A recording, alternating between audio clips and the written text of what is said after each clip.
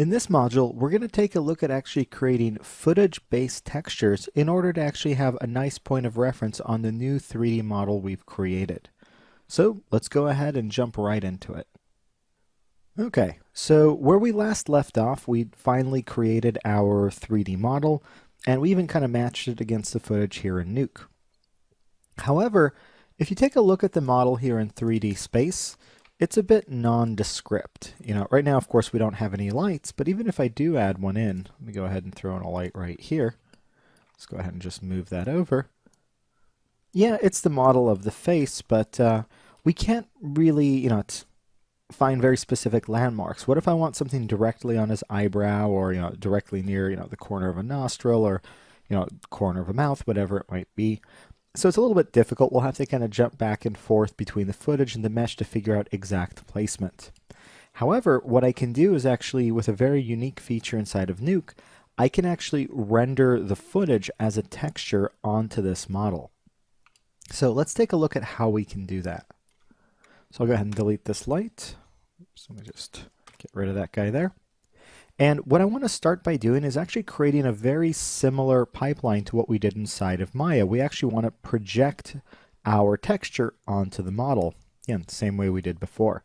Now, to do that in Nuke, we need a node called the Project 3D. So I'm just going to grab that right there. So the way this node works is it's almost like a texture. We'll plug it into the image channel of our object here. And then it needs two inputs. It needs whatever picture, image, footage we're going to actually project onto this model, as well as the camera that's being used as the projector. Well, it should be pretty easy to set up. I'm just going to move this right over to here. Give ourselves a little bit more space.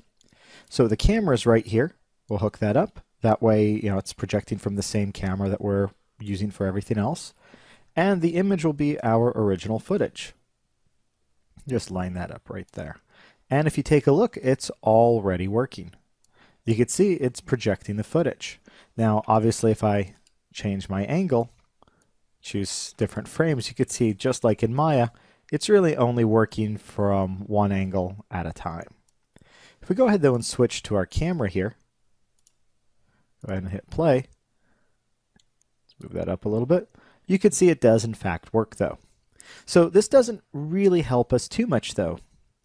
Now if I go into my, let me actually exit the camera here. If I just go into the regular 3D view, there's still not a whole lot this will help with. It's still just a part of a texture at a time in each place. So what we actually want to do is render these textures out. So we want to render them out to basically images. So to do that, we can actually use the scanline renderer. Now, if we were to look at how the scanline renderer is working right now, we could just drop to our 2D view. Let's go ahead and change this object so it doesn't render as a wireframe, but just as textured. And you can see it doesn't look like anything's even happening. And again, that's because it's rendering the geometry with this footage texture on top of the background. If I were to disconnect my background, you can see what we have. So it doesn't, again, really help us. However, there's this very, very unique feature on the scanline renderer. If I go ahead and select it, if you take a look over here, it's currently using the projection mode as our render camera. But I can also choose UV. And you can see immediately it's actually rendering to our model's UVs. Now this is a bit stretched out. I want this to actually be, the way a UV map would, which is, a square. It's going to be, 1-to-1.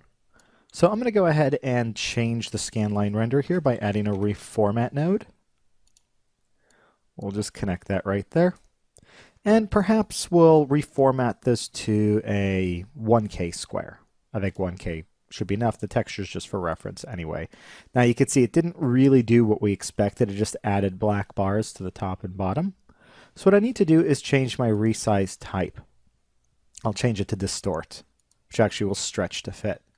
And you can see now it's actually rendering everything that we saw before through UVs instead of through the view of the camera. So it's a very kind of cool, unique pipeline. We have geometry. We're projecting footage from the actual camera onto it, but then we're rendering the object from its UVs, and then anything that hits it still records through those UVs to an image. So we can even hit play to just kind of see how this will look. I'll let this buffer through and I'll pause while it does that. All right, there we go. So you can see it's constantly projecting it at every frame and then rendering it right back down. So while this is definitely a neat trick, again, what's the point of this? If we were to take this and just reapply this animated sequence onto our model, we'd be exactly in the same boat we are now. The only difference would be rather than it coming through a project node, it would be coming through the UVs. So let's go ahead and end this clip here, and in the next one, I'll show you exactly why we just did this. So see you in just a few.